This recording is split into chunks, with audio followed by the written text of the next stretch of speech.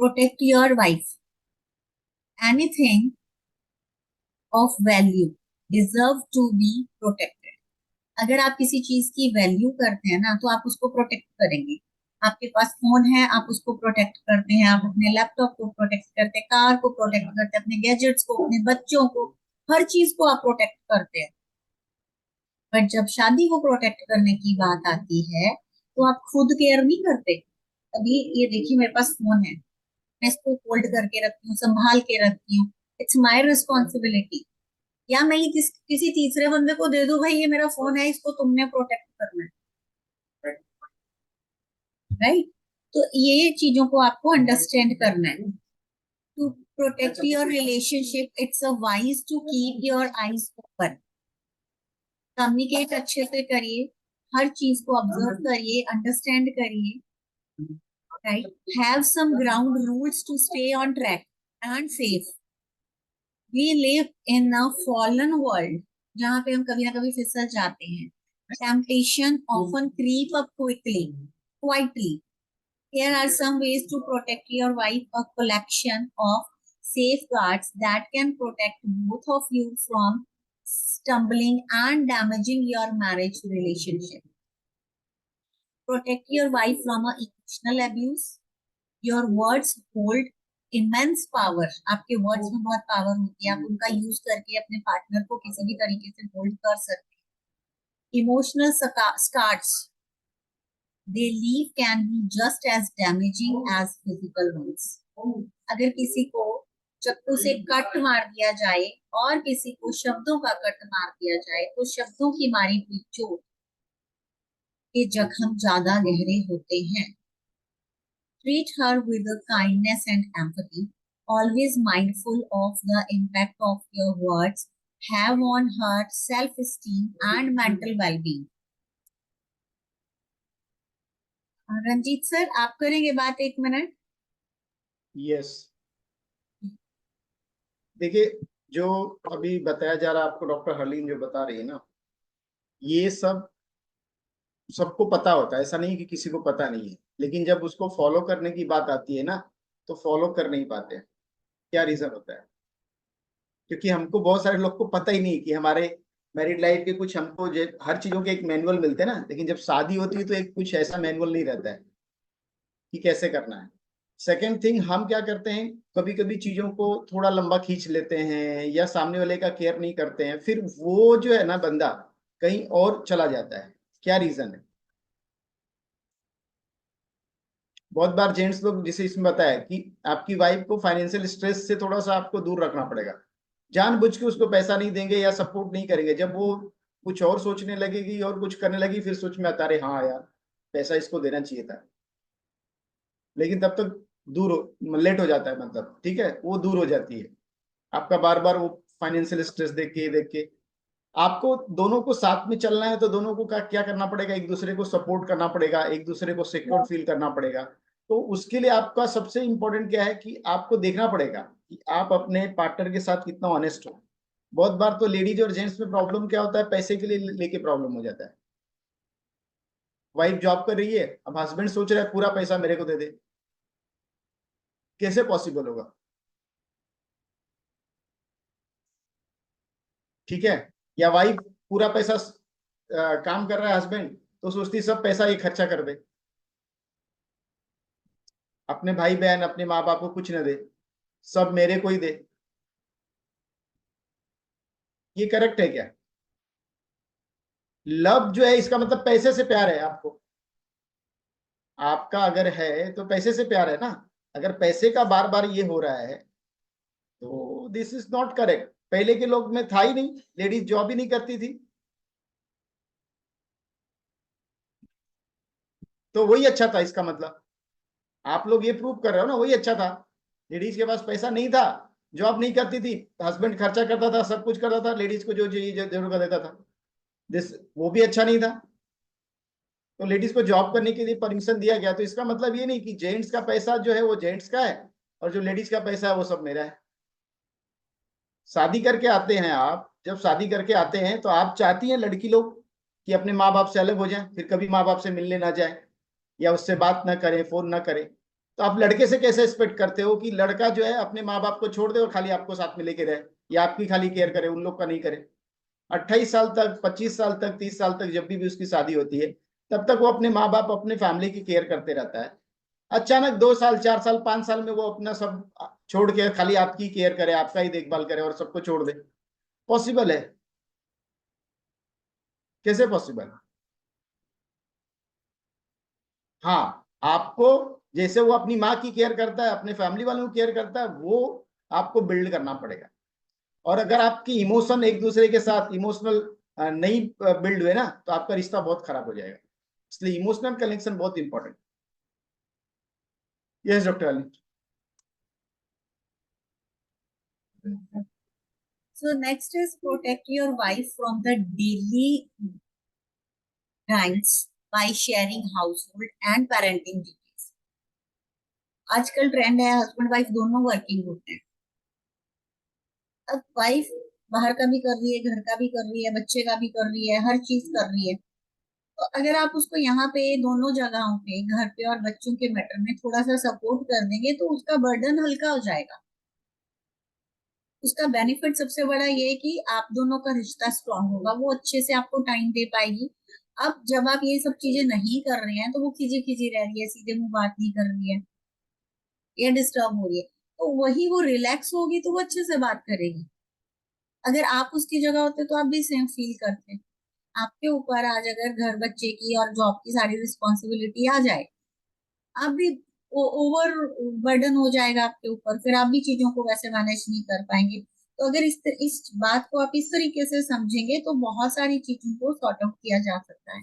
Strong partnership means both of you are equally responsible for the home and the children you are raising.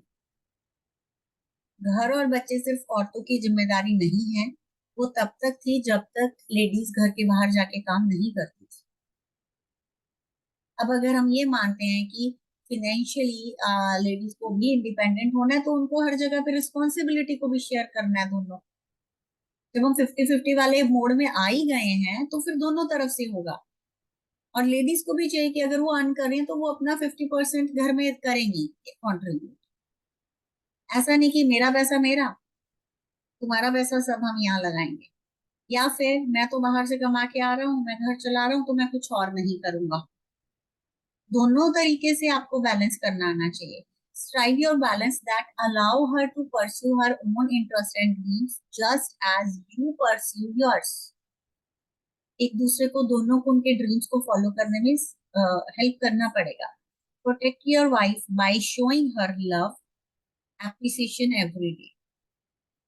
And यहाँ पे मैंने जो इतने time में observe किया है, जितने भी मेल कैंडिडेट्स हमारे पास आए हैं अभी तक, लंबे टाइम से, अपनी वाइफ को अप्रिशिएट करने की बजाय उन्होंने कमियां खूब निकाली। तुम्हें ये नहीं आता, तुम्हें वो नहीं आता, तुम ऐसा नहीं करती, तुम वैसा नहीं करती, तुम बच्चा ठीक से नहीं देख रही, तुम बच्चे को खाना नहीं दे रही, तुम्हारी नेग्लिजेंस की वजह से बच्चा बीमार हो रहा है, और न जाने क्या क्या। और ज्ञान देते हैं, तुम्हें ऐसा नहीं ऐसा करना चाहिए। अब आप बताइए, आपने कभी बेबी का डायपर चेंज नहीं किया, कि आपने कभी उसकी पॉटी साफ नहीं की, और आप उसको ज्ञान दे रहे हैं कि भाई तुम्हें कैसे करनी चाहिए पॉटी साफ? आप दे पाएंगे? वो चिढ़ नहीं जाएगी आपसे कि मैं दिन में 10 बार क्लीन करती हूँ, एक बार मैंने तुम्हारे आगे उसकी बॉटी क्लीन की तो तुम मुझे ज्ञान देने लगे? अगर इस तरीके से आप ट्रीट करते हैं, this is the reality, Ranjit sir भी यहाँ पे है। मैक्सिमम 99% जेंट्स हमारे पास है, उन्होंने कभी अपनी वाइफ को अप्रिशिएट नहीं किया। शादी के बाद उनका कम्युनिकेशन कभी प्यार वाला हुआ ही नहीं, मैसेज इन पासिंग वाला था। Never take her for granted.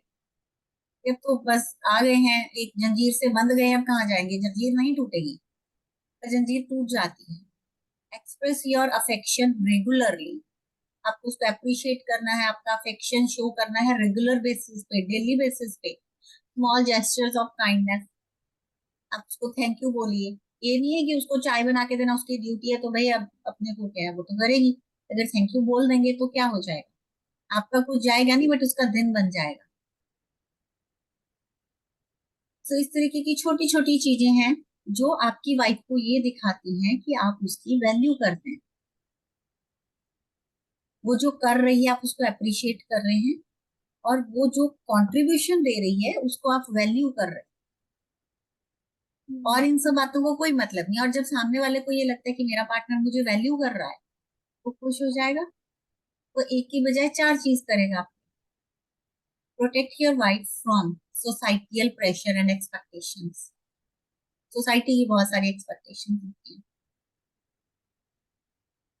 बहुत बार अगर किसी कपल को बेबी नहीं हो रहा या उसमें डिले हो रहा है, सोसाइटी का प्रेशर आ जाता है। घर वाले भी बाद में बोलते हैं, बाहर के लोग, समाज के लोग पहले पूछना स्टार्ट हो जाते हैं। एंड फिर उस प्रेशर में आके अगर आप अपनी वाइफ को सपोर्ट नहीं करेंगे तो कौन करेगा? आप भी अगर बाहर वालों के साथ मिलके उसको ये प्रेशर बनाएंगे तो कौन सपोर्ट करेगा?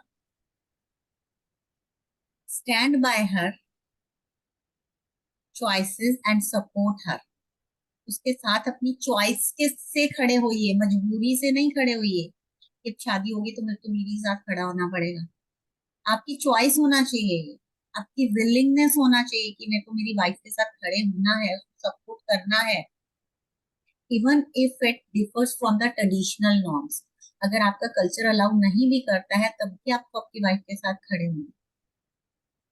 Celebrate her individuality and the unique qualities that make her who she is. हर इंसान की क्वालिटीज होती है। अपने पार्टनर की क्वालिटीज को पहचानिए और उसको सेलिब्रेट करिए, उसको अप्रिशिएट करिए। Remember that protecting your wife is not just about shielding her from external threats, but also creating a loving and nurturing environment within your relationship.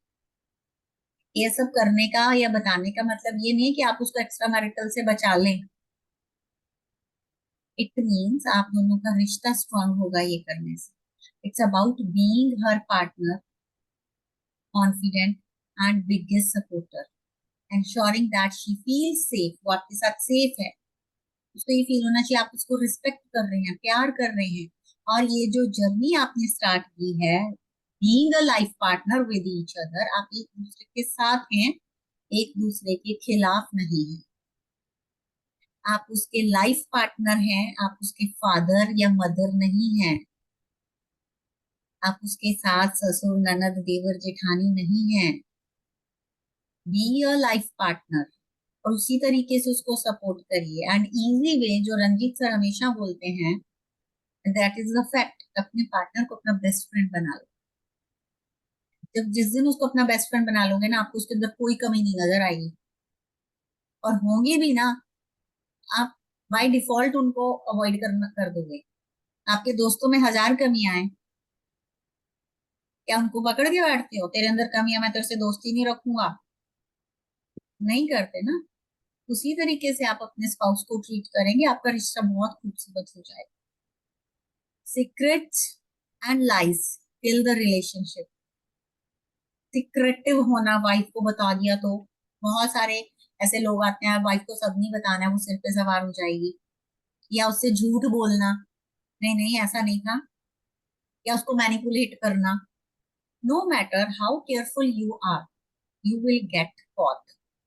आप कितना भी केयरफुली सफाई के साथ एक्सपर्ट है झूठ बोलने में, बातों को छुपाने में, मैनिपुलेट करने में, बट कभी ना कभी तो पकड़े जाएंगे। और जिस दिन पकड़े जाएंगे उस दिन रिश्ते में दरार आ जाएगी।